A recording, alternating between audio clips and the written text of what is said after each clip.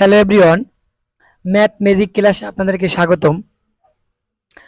আজকের ম্যাথটি হচ্ছে বাস্তব সংখ্যা থেকে আসা 31তম বিসিএস প্রশ্ন।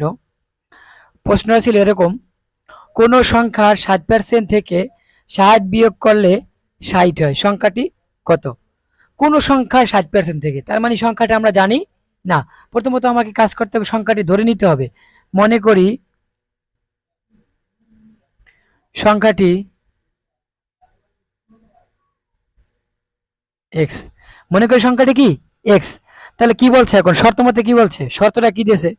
শর্ত মতে শর্তটা হচ্ছে কোন সংখ্যাটিতে তুই এক্স পাইয়েই গেছি, ওই সংখ্যার 60%, তার মানে কি এক্স এর 60% থেকে 60 বিয়োগ করলে, থেকে কত বিয়োগ করবো? 60 বিয়োগ করলে হয় কত? 60। কত হয়? 60। ঠিক আছে, যে এক্স এর 60% থেকে 60 বিয়োগ করলে কত হয়? 60 হয়। এখান থেকে আমি এক্স এর মান বের করবো। তাহলে এক্স এর মানে কি? গুণ 60% মানে কি? 160। পার্সেন্টেজ তো মানে কি আপনারা অবশ্যই সবাই বুঝেন। যেমন আমি যদি বলি 10%, তার মানে কি 110। যদি বলি 15%, তার মানে কি 115। তাহলে 60% মানে কি 100 কত? 60 মাইনাস 60 ইকুয়াল কত? 60। এখন দেখুন তো, এক্স আর এটা কি গুণাকারে আছে না? এটা নিচে মনে মনে কি আছে? এক। উপরে উপরে গুণ, নিচে নিচে গুণ। 60 দ্বারা এক্স এর গুণ করলে কি হবে? 60x। 60x বাই নিচে কত? 100 দিয়ে একের গুণ করলে 100 ইকুয়াল মাইনাস 60। এই মাইনাস এ কি 60 ইকুয়াল কত? 60। তারপরে কি? এখন 60x বাই কি 100 ইকুয়াল এই পাশে কি 60 আছে, এই 60 এই পাশে কি আকারে আছে? মাইনাস আকার। ওই পাশে গেলে কি প্লাস 60।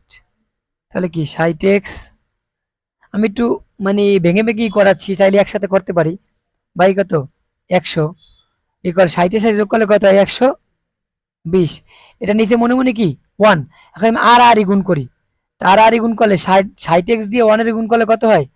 60x হয় ইকুয়াল 120 দিয়া যদি আমি 100 এর গুণ করি, তাই 12 একে 12, শূন্য 3টা 12,000 হয়। আপনি একটু গুণ করে দেখবেন যে 1200 দিয়ে 120 দিয়ে যদি আমি 100 এর গুণ করি 12,000 হয়।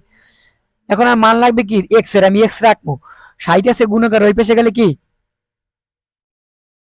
ভাগ। ভাই কত? 60। অতএব এক্স ইকুয়াল কত? 6 দেগুণে 12, শূন্য একটা কাটা কত? 200। কত হয়? 200। এক্স এর মান কত? 200। অর্থাৎ এই সংখ্যাটি কত হবে? 200। আমি একটু বাংলা ইংরেজি একটু গড়াইয়া লিখে ফেলেছি, সমস্যা নাই, আপনারা একটু ঠিক করে লিখবেন।